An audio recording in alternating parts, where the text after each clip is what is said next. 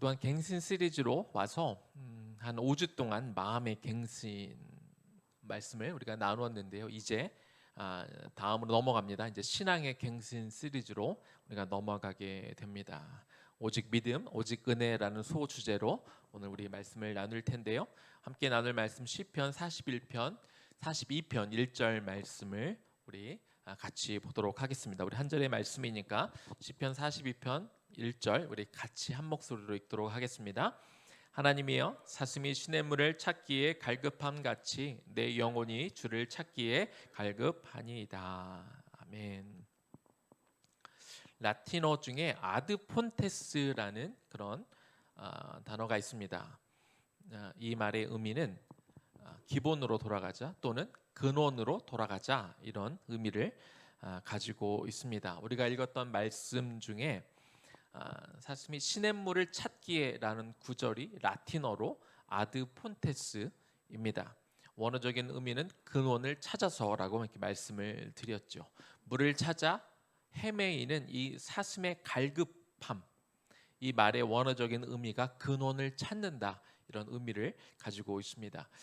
제주도에 백록담이 있습니다. 이 백록담은 흰백 사슴록 호수담 이렇게 되어 있습니다. 그래서 백록담의 의미는 흰 사슴이 와서 물을 마시는 호수라는 그런 의미를 가지고 있습니다. 상상만 해도 이 하얀색의 사슴이 와서 이 물을 마시는 장면은 굉장히 고고한 것 같지 않습니까? 그렇죠? 굉장히 우아해 보입니다. 그런 장면이 이렇게 상상이 되는데요.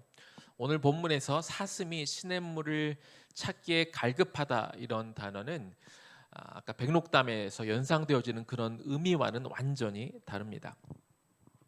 팔레스타인 지역은 매년 5월부터 그리고 9월까지는 비가 내리지가 않습니다. 그래서 팔레스타인 지역의 사슴들은 그 시기가 되면 물을 찾아 헤매이게 되는데, 특별히 전에 물이 이렇게 있었던 그런 웅덩이 쪽에 가 보면 거기에 사슴들이 물을 찾아서 그 웅덩이를 막 발로 헤집습니다. 그리고 어떻게든 그 물을 한 방울이라도 맛보기 위해서 막 입으로 이렇게 물을 찾아 헤매이는 사슴들을 볼 수가 있고, 그리고 물을 찾다가 하얗게 거품을 물고 어떤 다리 쪽에 또는 입 주변이 피투성이가 되어 죽어 있는 사슴들을 쉽게 발견할 수가 있습니다. 오늘 시편 42편 1절의 그 말씀에 그 표준 세 번역으로 우리가 보면은, 하나님, 사슴이 시냇물 바닥에서 물을 찾아 헐떡이듯이 내 영혼이 주님을 찾아 헐떡입니다, 이렇게 표준 세 번역에게 번역이 되어 있습니다. 이 말씀을 보면 조금 더 이 말씀이 어떤 의미를 가지고 있는지 우리에게 더 다가오게 되지요. 오늘 본문에서 사슴이 시냇물을 찾아 헐떡이는 그런 모습은 온몸이 타들어가는 그런 목마름 가운데 살아남기 위해서 혹시 어떤 웅덩이에 물이 남아있을까, 그 물의 근원을 찾을까 하여 어떻게든 물을 찾으려고 애쓰는, 웅덩이를 앞발과 주둥이로 헤집는 그런 모습인 것입니다. 이렇게 사슴이 처절하게 물의 근원을 찾던 갈급함은 약 502년 전 종교 개혁자들이 신앙의 근본을 찾았던 심정이기도 합니다. 오늘날 한국 교회는 대위기를 맞고 있습니다. 또 한 번의 어떤 개혁이 필요하지 않을까 싶을 만큼 새로운 변화가 필요해 보이는 그런 시점입니다. 오늘 우리는 우리 한국 교회가 어떤 모습으로 서 있는지, 또 나는 어떤 신앙의 모습을 가지고 서 있는지 돌아볼 필요가 있습니다. 502년 전 신앙의 본질을 위해 목숨을 걸고 이렇게 싸웠던 믿음의 선배들이 있었는데요. 과연 오늘 우리는 무엇을 위해 싸우고 있는지, 우리 신앙은 무엇들을 추구하고 있는지 돌아볼 필요가 있다는 것입니다.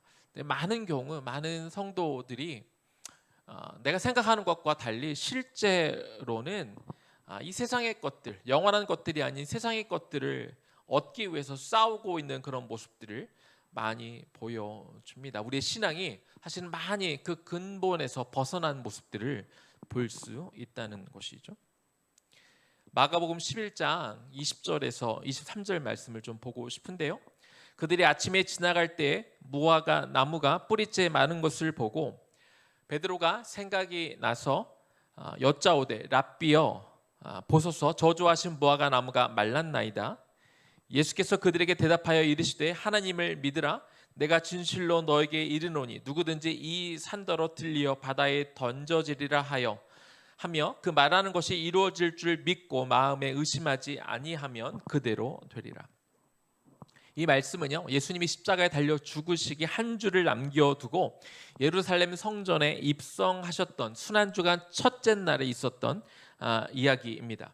예수님이 배가 고프셔서 무화과 나무로 갔는데 거기에 잎은 무성한데 열매가 없었습니다. 잎만 무성하고 열매가 없다는 것은 당시 바리새인들과 종교 지도자들의 어떤 당시의 모습, 외적인 율법주의에 빠져 있고 종교적인 겉모습은 그럴듯하지만 그 안에 생명이 없었던 당시 지도자들의 모습을 상징적으로 보여주는 것이었습니다. 예수님은 그 무화과 나무를 보시면서 앞으로는 절대로 이 나무에서 열매를 맺을 수 없을 것이다, 이렇게 저주하고 성전으로 들어가십니다. 예수님이 들어가신 성전에서는 또 어떤 일이 벌어지고 있습니까? 장사가 벌어지고 있고 그 성전은 이 강도의 소굴이 되었습니다. 이 모습을 안타까워하시며 예수님은 성전을 다 뒤엎으시고 그리고 다시 나오십니다. 성전을 나오실 때 베드로가 아까 예수님이 저주를 했던 그 무화과 나무를 바라보았는데 그 무화과 나무가 이미 저주를 받은 후에 다 마른 것을 보게 되지요. 그래서 예수님, 저 무화과 나무가 이미 다 말라 죽었습니다 라고 이야기하니까 예수님이 그 이야기를 듣고 뜻밖의 말씀을 하십니다. 뭐라고 말씀하시냐면 너희가 하나님을 믿으라, 이렇게 말씀하십니다.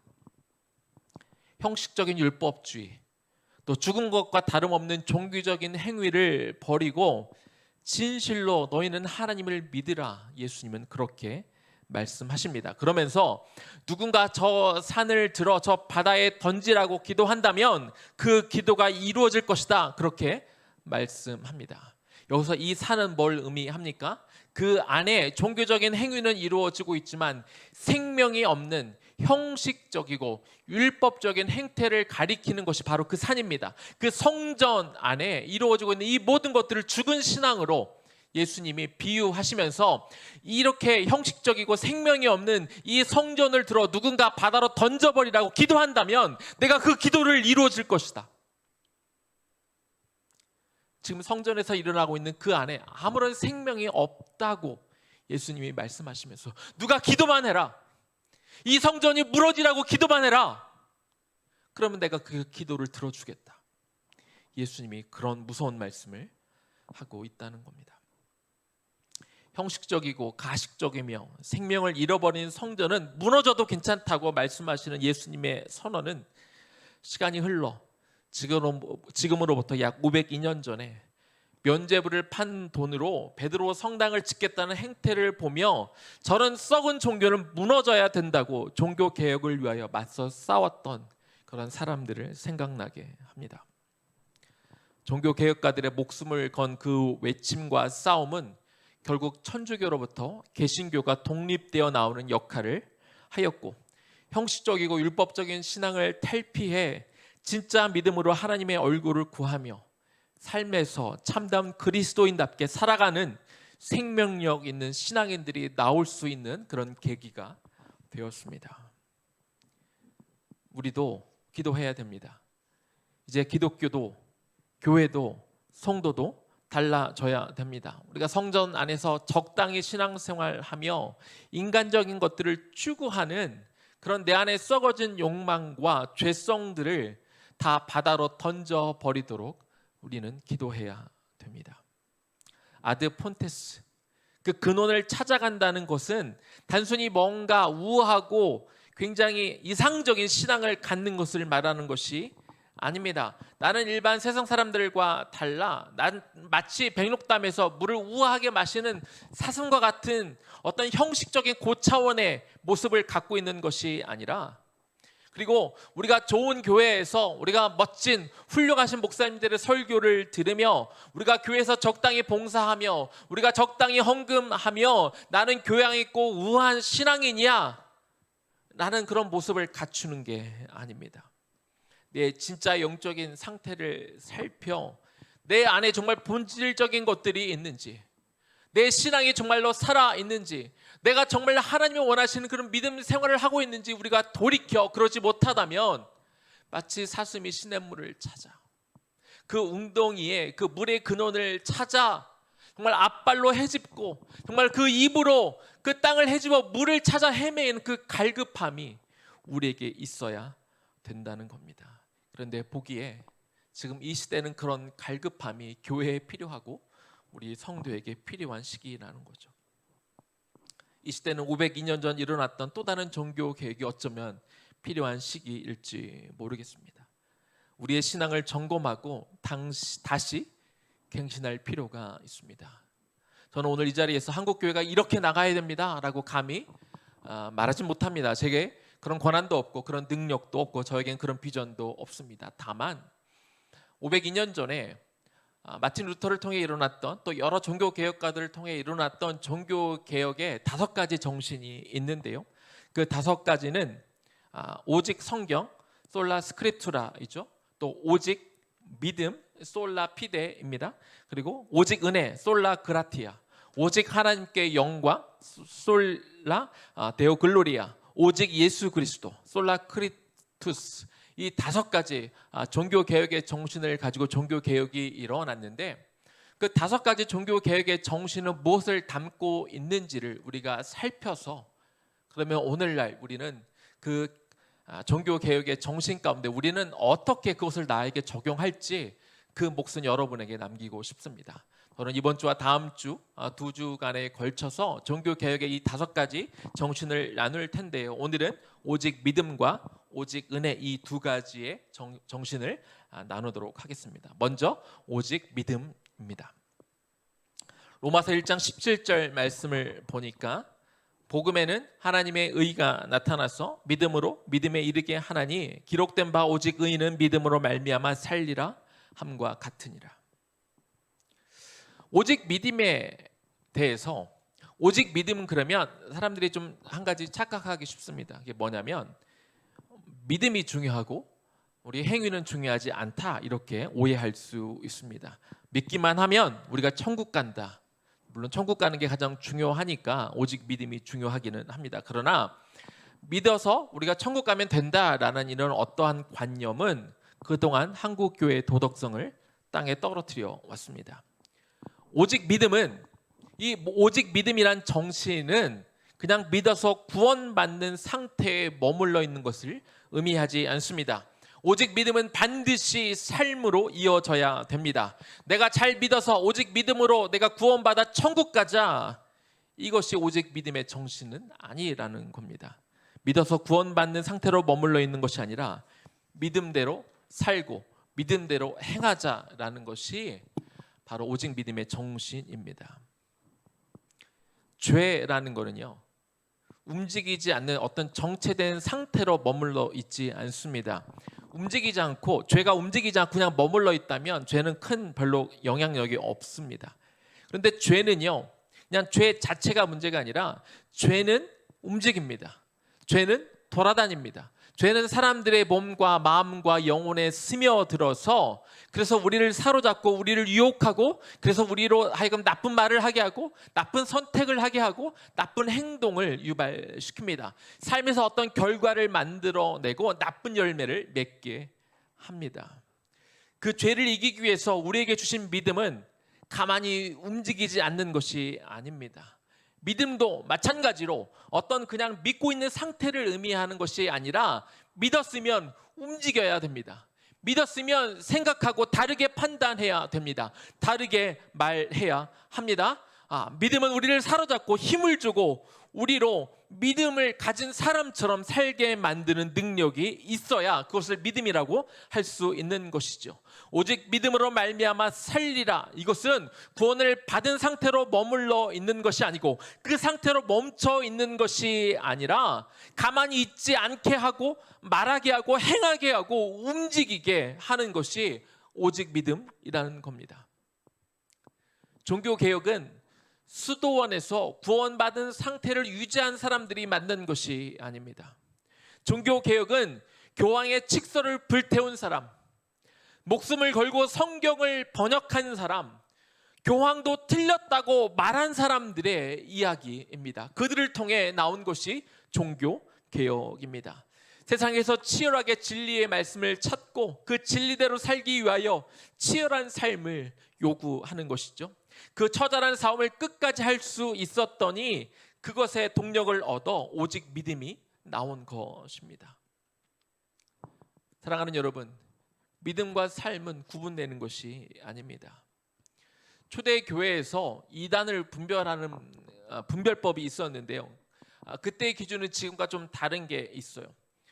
초대 교부들은 이단을 분별하면서 단순히 신학적으로만 이단을 판별하지 않았다고 합니다. 그들의 삶을 보며 이단을 판단했다고 해요. 사랑을 말로만 하고 실천하지 않는 사람들을 이단으로 분류했다고 합니다. 로마 사람들이 기독교 철학이 이 헬라 철학보다 더 좋아서, 더 위대해서, 학문적으로 더 위대해서 그들이 예수를 나중에 믿게 된 것이 아닙니다.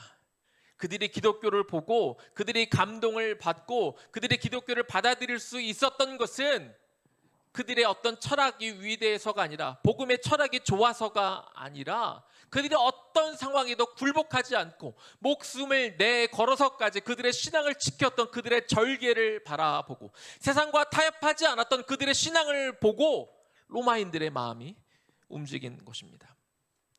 로마서 1장 5절 말씀을 보겠습니다. 그로 말미암아 우리가 은혜와 사도의 직분을 받아 그의 이름을 위하여 모든 이방인 중에서 믿어 순종하게 하나니.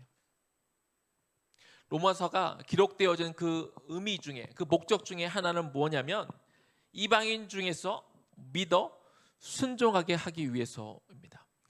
그냥 이방인들로 그들이 몰랐던 예수님을 믿게 하기 위해서가 아니라, 단순히 믿는 데서 그래서 구원을 받게 하는데 그 목적이 다가 아니라 그들로 하여금 믿어 순종하게 하기 위해서 로마서가 기록이 된 것입니다. 로마서 16장 26절 말씀에 이런 말씀이 있습니다. 이제는 나타나신 바 되었으며 영원하신 하나님의 명을 따라 선지자들의 글로 말미암아 모든 민족이 믿어 순종하게 하시려고 알게 하신 바 그 신비의 계시를 따라 된 것이니 이 복음으로 너희를 등이 견고하게 하실. 구약을 포함해서 하나님의 말씀을 주신 목적은 단순히 믿게 하는 데 있지 않습니다. 믿어 순종하게 하는 것이죠. 그래서 믿음의 반대말은 뭘까요? 믿음의 반대말은 안 믿는 게 아니라 불순종입니다. 불순종이란 단어의 헬라의 원어적 의미는 믿음이 없다입니다. 순종하지 않는 것은 단순히 어떤 실천이 부족한 것이 아니라 순종하지 않는 것은 믿음이 없는 것입니다. 삶과 믿음은 분리될 수 없습니다. 믿음이 없다는 것은 믿음의 삶이 없다는 것이고, 믿음의 삶이 없으면 그것은 믿음이 없는 것입니다. 내 삶에 순종하는 행태가 나타나지 않으면, 내 말로 내 행동으로 드러나지 않으면 그것은 순종이 좀 부족한 게 아니라 그것은 믿음이 없다고 말해야 되는 것이죠. 오직 믿음은 오직 삶이기도 합니다. 갈라디아서 2장 20절 말씀, 우리가 너무나 잘 아는 말씀이죠. 우리 같이 한번 읽어보겠습니다. 내가 그리스도와 함께 십자가에 못 박혔나니 그런즉 이제는 내가 사는 것이 아니요 오직 내 안에 그리스도께서 사시는 것이라. 이제 내가 육체 가운데 사는 것은 나를 사랑하사 나를 위하여 자기 자신을 버리신 하나님의 아들을 믿는 믿음 안에서 사는 것이라. 믿음의 출발은 그리스도가 내 안에 사는 인생을 살아가는 것입니다. 이것이 우리를 믿음으로 이끌어 갑니다. 내 안에 그리스도와 함께 살아가는 것입니다. 지금의 육체로 살아가는 것은 내 안에 계신 그리스도로 인하여 그리스도를 믿는 믿음 안에서 함께 살아가는 것이죠. 그렇게 살아가다 보면 내 삶이 바뀌게 되어 있고 하나님의 말씀대로 살아가게 되어 있는 것입니다. 이것이 종교개혁의 정신이고, 오늘날 우리가 내 믿음을 돌아보며 내 믿음을 다시 한번 갱신해야 되는 우리의 신앙의 태도인 것입니다. 두 번째 보겠습니다. 두 번째 종교개혁의 정신 중에 오직 은혜를 보도록 할까요? 에베소서 2장 8절 말씀을 우리 보겠습니다. 너희는 그 은혜에 의하여 믿음으로 말미암아 구원을 받았으니 이것은 너에게서 난 것이 아니요 하나님의 선물이라. 성도는 예수 그리스도의 십자가 죽음과 부활을 믿음으로 말미암아 구원을 받는 사람들입니다. 그런데 우리가 구원을 받기 위해 믿음이 무엇으로 주어졌다고 말을 합니까? 오늘 말씀을 보니까 그 은혜에 의하여 믿음으로 말미암아 믿음이 주어졌다고 그렇게 기록이 되어 있습니다. 은혜에 의해서 우리가 믿음으로 구원을 받았다는 것은 크게 두 가지를 의미합니다. 첫 번째는 사람은 구원을 얻을 만한 능력이 없다. 이것을 의미합니다. 로마서 3장 28절 말씀을 보니까 그러므로 사람이 의롭다 하심을 얻는 것은 율법의 행위에 있지 않고 믿음으로 되는 줄 우리가 인정하노라. 하나님이 모세를 통해 율법을 이 세상에 주셨습니다. 율법을 주셨다는 것은 단순히 율법을 지키는 것 자체의 의미도 있지만, 그러나 내가 율법을 지킴을 통해서 주권을 하나님 앞에 내어드린다는 그런 의미를 가지고 있습니다. 그렇지만 아담과 하와의 범죄 이후로 사람들 안에 악한 본성이 율법을 다 지킬 수 없음을 하나님이 아셨기 때문에 하나님 율법을 주시면서 또 무엇을 주십니까? 율법 안에 제사 제도를 주십니다. 그래서 제사 제도를 통해 그 율법을 지키지 못하는 것들을 보완할 수 있는 기회를 주셨습니다. 그러나 이 악한 인간들은 제사 제도마저 타락하게 만듦을 통해서 그들이 제사 제도를 통해서도 그들의 죄의 문제를 해결할 수 없도록 그런 상태가 되어 버렸습니다. 그래서 하나님의 선택은 무엇입니까? 제사 제도를 통해 그들의 죄의 문제를 해결할 수 없을 때 그들을 다 죽이는 것이 아니라, 이걸 안타까워하시는 하나님은 하나님이 스스로 이 땅 가운데 내려오시죠. 그래서 그분이 한 번의 영원한 제물이 되어, 그분이 제물이 되어 주심을 통해서 사람들의 그 죄의 문제를 해결해 주셨습니다. 사람이 구원을 얻을 만한 능력이 없다는 것을 이런 예를 통해 한번 여러분들과 나눠 보고 싶습니다. 열왕기 상 18장 1절 말씀에 이런 말씀이 있습니다. 열왕기상 18장 1절 말씀을 보면 너는 가서 아합에게 보이라, 내가 비를 지면에 내리리라. 이 뒷부분에 이런 말씀이 있습니다. 아합 왕 시절에 그들이 범죄하고 우상을 섬겼을 때 무려 이스라엘에 3년 반 동안 비가 내리지 않았습니다. 그때 엘리야 선지자가 하나님의 명령에 따라 그가 7번을 기도하고 나니까, 7번째 기도를 마치고 나니까 비가 내리기 시작했습니다. 오늘 18장 1절, 열왕기상 18장 1절 말씀을 보니까 비가 내렸는데 비가 왜 내렸을까요? 너는 가서 아합에게 보이라, 내가 비를 지면에 내리리라. 아마 우리가 엘리야가 7번 기도하고 났을 때 비가 왔다고 그러면 아마 많은 분들이 이렇게 대답할 수 있을 것 같아요. 엘리야가 기도했더니 비가 내렸습니다. 맞습니다. 엘리야가 기도한 후에 비가 내렸습니다. 그러면 누가 비를 내리게 한 겁니까? 엘리야가 비를 내리게 한 걸까요? 엄밀히 말하면 이것은 맞는 이야기가 아니죠. 비를 내리게 하시는 분은 하나님이십니다. 내가 비를 지면에 내리리라. 여기서 나는 하나님을 의미하는 것이죠. 엘리야가 기도했습니다. 7번 기도한 후에 비가 온 것이지만 그 기도는 도구이고 실제로 비를 내리게 해 주시는 주체는 하나님이 된다는 겁니다. 제가 무슨 얘기를 하려고 하는 것일까요? 사람은 절대 스스로의 힘으로 구원을 얻을 수 없습니다. 내가 오직 믿음으로 우리가 구원을 받는다라고 하지만, 그러나 그 믿음 역시 은혜로 주어진다는 겁니다. 우리가 밥을 먹을 때 이렇게 생각하시면 좋을 것 같아요. 우리가 밥을 먹을 때 하나님이 그 밥을 먹게 하기 위해서 하나님이 곡물도 자라게 하시고 밥도 지으시고 밥상도 차리시고 이렇게 다 떠주시는 거죠. 밥을 먹는 것 자체도 우리 스스로 할 수 있는 것이 아니라 그저 다 주어진 것을 우리는 떠먹는 것에 불과해요. 우리가 믿음으로 구원을 받는다고 하지만 그 믿음의 조건을, 모든 것들을 하나님이 다 공급해 주시는 것이죠. 예수 그리스도가 이 땅에 내려오셔서 십자가를 지시고 우리의 죄를 다 담당해 주시고 우리가 하는 일이라고는 그것을 믿는 것뿐입니다. 우리에게는 구원을 얻을 만한 능력이 없는 것입니다. 자, 오직 은혜에 의하여 믿음으로 구원을 받는다는 것은요, 두 번째 의미는 자격이 되지 않는 자들에게 구원을 받을 기회가 주어졌다는 것을 의미합니다. 로마서 5장 6절에 우리가 아직 연약할 때, 로마서 5장 8절에 우리가 아직 죄인 되었을 때, 로마서 5장 10절에 우리가 원수 되었을 때 예수 그리스도를 통해 우리가 구원을 받을 수 있었습니다.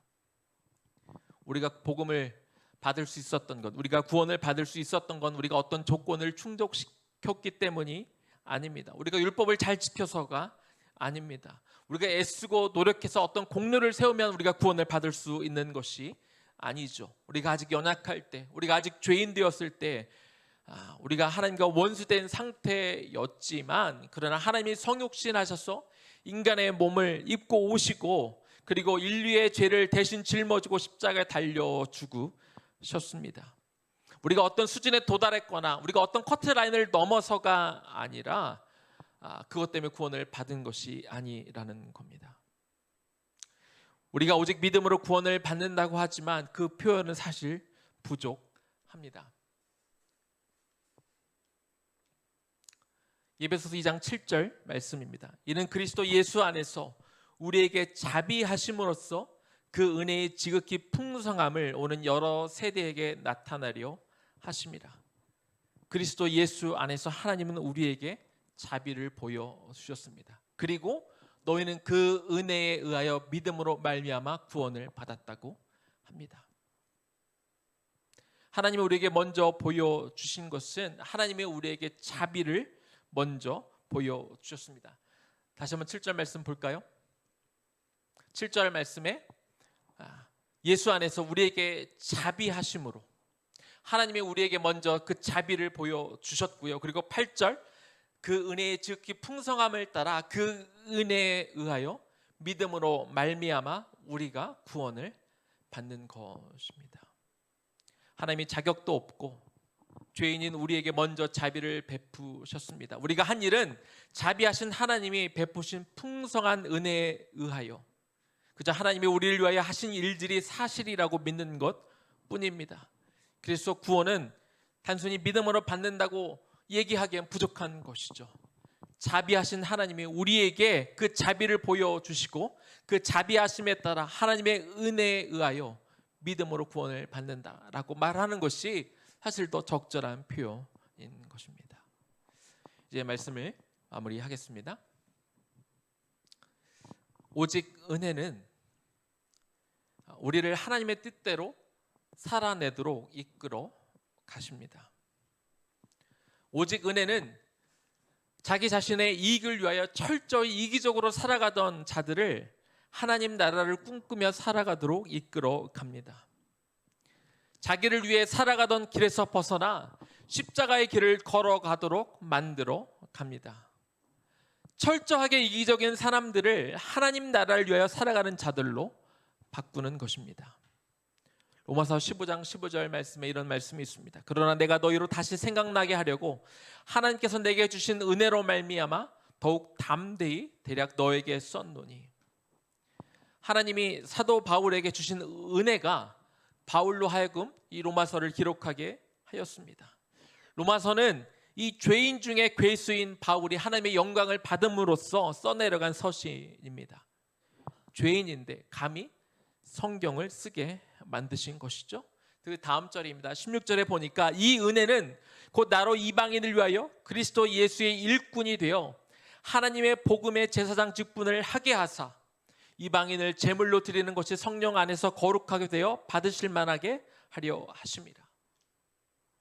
은혜는 죄인 중에 괴수인 바울을 하나님으로 하나님의 복음의 제사장 직분을 감당하게 만드십니다.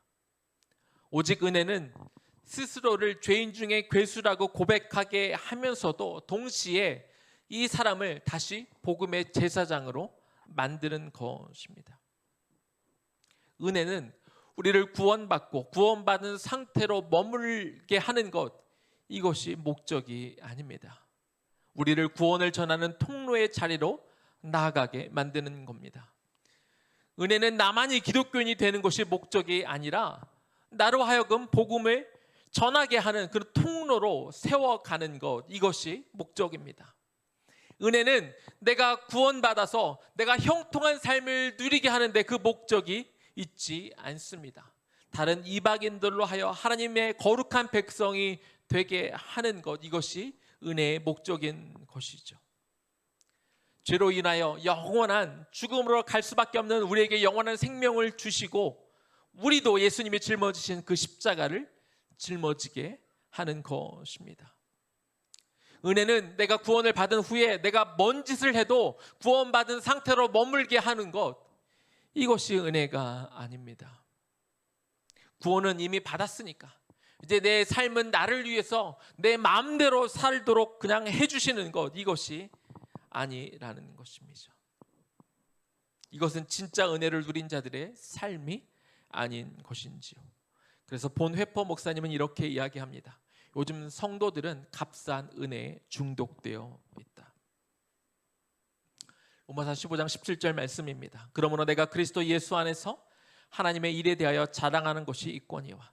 바울이 자랑하는 것이 있다라고 말합니다. 죄인 중에 괴수가 뭘 자랑할까요? 18절입니다. 그리스도께서 이방인들을 순종하게 하기 위하여 나를 통하여 역사하신 것 외에는 내가 감히 말하지 아니하노라. 사도 바울은 그리스도께서 자신에게 은혜를 베푼 것은 이방인들로 하여 단순히 믿어 구원을 받게 하기 위해서라고 말하지 않고 이방인들로 믿어 순종하게 하기 위해서라고 말씀하고 있습니다. 그 자리까지 가는 것, 이방인들 하여금 복음을 전하는 것뿐만 아니라 그들이 복음을 믿어 복음을 순종하는 자리까지 만들어 가게 하는 것, 이것이 은혜 받은 자의 소임이라고 그렇게 말하고 있는 것이죠. 저와 여러분은 모두 은혜 받은 자입니다. 스스로의 힘으로 구원을 받을 수도 이룰 수도 없었던 그런 사람들입니다. 그 구원의 은혜를 우리가 값없이 받았습니다. 그러나 그렇게만 끝나면 그 은혜를 가치 없이 만드는 것입니다. 그 은혜에 합당한 삶을 살아가는 것, 이것이 오직 은혜의 정신이지요. 우리가 오직 믿음으로 우리가 구원을 받고 그 구원받은 상태로 머물러 있는 삶을 살아가고 있지는 않은지 우리 자신을 돌아봐야 됩니다. 특별히 한국교회가 욕을 먹고 있는 이 시기에 여러분의 믿음의 상태는 어떻습니까? 예수 믿고 구원받아 그러면 됐다, 이제부터는 내가 원하는 것들을 이루어 가려고 그렇게 살아가고 있지는 않습니까? 여러분의 믿음이 정체되어 있지는 않습니까? 머물러 있다면 이제 순종하는 데에까지 우리의 믿음이 나아가야 됩니다. 우리 믿음이 움직여야 됩니다. 우리 믿음이 순종하는 데까지 나아가야 됩니다. 오직 은혜를 경험하였기 때문에 이 복음을 들고 다른 사람들이, 믿지 않는 사람들이 믿어 순종에 이를 때까지 우리가 움직이는 것, 그렇게까지 나아가는 것, 이것이 오늘 이루어가야 될 믿는 자들의 신앙의 갱신인 것이죠. 여러분, 거기까지 나아갑시다. 있는 자리에서 머물지 맙시다. 머물러 있는 자리에서 일어납시다. 이 상태로 머물러 있으면 한국교회에 소망이 없습니다. 빛을 발할 수가 없습니다. 다시 일어나 오직 믿음의 그 자세, 목숨을 걸고 싸웠던 종교 개혁자들의 그들의 정신, 오직 믿음이라는 정신, 오직 은혜라는 그 정신의 의미를 되살려 우리가 일어나 말하고 전하고 싸우고 죄악된 것들과 싸우고 이 세상을 바꾸어 나가는 그런 믿음의 갱신들이 일어날 수 있기를 주님의 이름으로 간절히 축원합니다.